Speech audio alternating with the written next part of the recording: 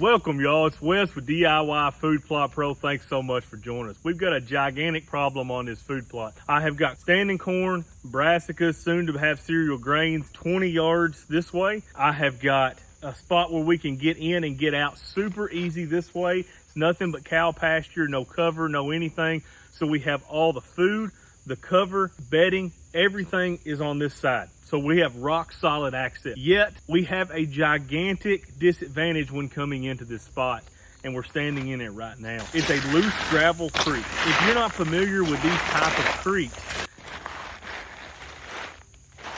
and I'm just barely picking my feet up, they don't ever pack. So the gravel is constantly moving. We're at a high water time right now. Typically, there's not even this much water in this creek. It's usually not a floodable creek. There's a few small springs that run upstream. In Western Kentucky, we are absolutely blessed with water. I have got about 1,800 acres spread out on 11 different properties. Every single one of them has either a creek like this or an actual river running through it. But most of our creeks are loose gravel creeks. And I have seen and noticed over time that whitetails use this landscape to their advantage. They love to be in these areas that are right next to these creeks. And one reason is they can get downwind where they can see and smell everything this way. They can get backed up to the edge of this creek, and you cannot walk across this creek without those whitetails knowing that something or somebody is coming in there. It may not look like it on YouTube, but you cannot cross this creek without sounding like a herd of elephants. There's quite a bit of wind today, but on a calm day, especially early of a morning, 4 o'clock in the morning when you're coming in here to hunt, late of an evening when you're exiting the blind, this is a major issue. I believe I could stand 100 yards in that field, and I think I could hear you walking through this, no matter how quiet, how easy, tips of your toes, you just barely walking through here. You cannot walk quietly through this. It just does not happen. Even with that water, it does not pack. Right now, the water kind of muffles. So what down in there, it doesn't sound quite as loud as what it does up here.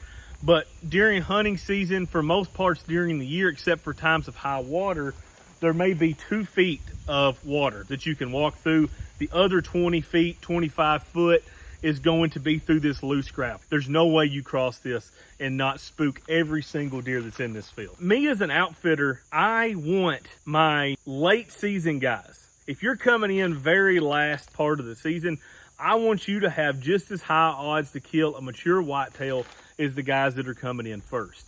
And the only way to do that is for the whitetails not to realize that you're hunting them. And this spot is a spot that the first few times you can hunt it, you could burn it out pretty quick because of how loud you are coming back and through here, spooking deer out of the field the entire time. If we can get back across to that side of the creek quietly, we are golden. You are not going to spook them. You've got 2 different fence rows, one on each side for cover. We've got Egyptian weed up here blocking the view. It's strictly the sound with this plot that is the issue. It's getting through this creek. I'm going to show you what I'm going to do about it, how I'm going to fix it. Just kind of give you guys a feel for what it is, what happens. Like, see, I've got 4 2x8 white oaks that are rough sawn that I buy from the local lumber mill. I keep a pretty good stock of these at the shop. I use these for an awful lot of things. When I need something stronger than what you're gonna buy in a store, I use these. These white oaks will resist rot much more than what, say, a red oak would. These will last many years, even in an environment like this. If you had to buy them, say, at a store, they would be extremely expensive. At the lumber yard, they're dirt cheap. I've already got some of these prepped. I've got some holes drilled in them, and I'm gonna show you what I'm gonna do to try to alleviate this problem that we're having. The biggest issue, I think, is, you know, we're spreading so much weight, whether you're 150 pounds or whether you're 300, you've got so much weight on one small spot, and these creeks don't pack. Obviously, as you saw in that video clip, you just go down, and when you do, all those rocks are you know, smashing together, and it makes a lot of noise.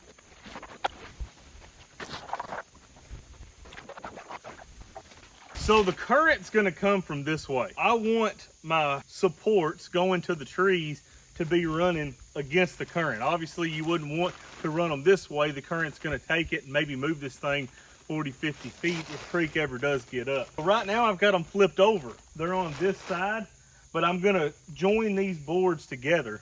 All 4 of them together as one plank. If I can, hopefully I can, I'm gonna flip them over at that point. You can see the basic layout that I've got for the little bridge that I'm building. These are the only screws that I've found with an impact that will go in the seasoned white oak. This white oak is dried down, and most screws you try to put in here will just snap in two once they start getting into the resistance of the white oak. It's so hard, it's so strong. But I'm gonna go ahead and I'm gonna join all of these together. And then when I flip these over, I'm gonna have to rake out some spots for these 2x8s to kind of sit flush. You don't want that sitting up. That's gonna defeat the whole purpose of what we're doing.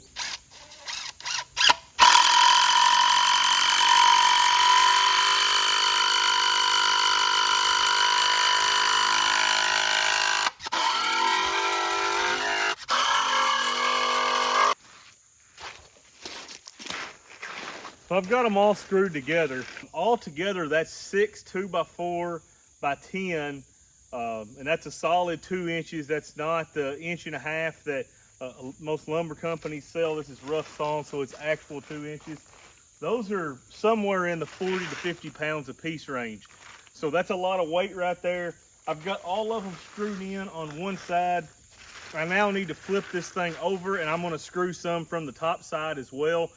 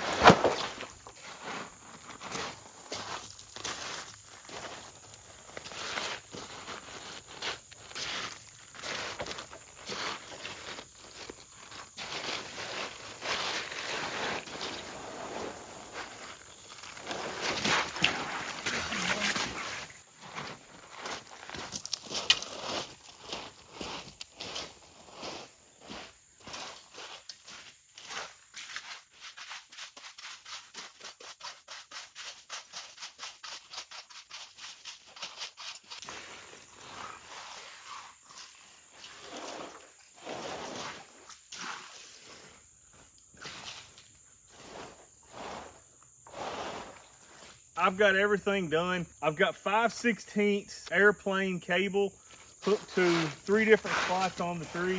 One on this end, one on this end, and then one in the middle. I wanted to show you guys this entire process. I've never done this before. I was going to use like concrete pavers is what I had in mind, and I just didn't know that footprint might be too small and you still might be able to make quite a bit of racket. So I use these 2x8 by 10 rough sawn white oak. Let's do the demonstration. We're gonna pretend that we are heading out of a hunt. We're gonna try to be as quiet as we possibly can while crossing this, and let's see the amount of noise that we make.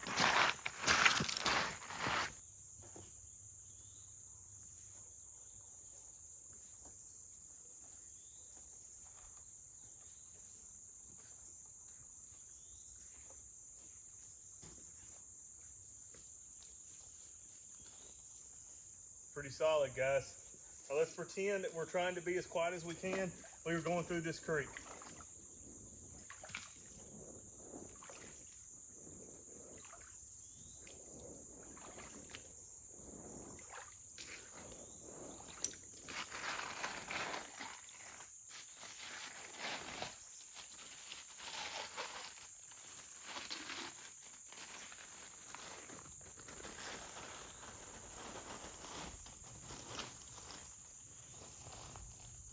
Pretty good size difference there.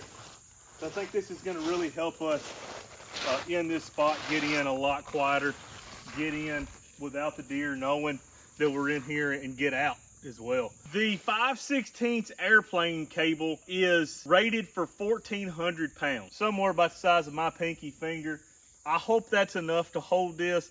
I don't expect this whole thing to be underwater, any great big logs or anything like that floating down it. If it does, obviously it's going to snap, and we'll wave goodbye to it at that point. I don't know if this is going to work or not, guys. This is something that I'm doing for the outfit. If you're new to this channel, this is the kind of stuff that I do. I take you around as I'm working at the outfitter with food plots, with prep, all this kind of stuff like this, and I just bring you guys along with me. So we'll see if this works or not. I will report back once we get some rain, but as of right now, if the water was definitely not going to get up, I would say this is a screaming success, and this right here has definitely helped us access this stand quiet.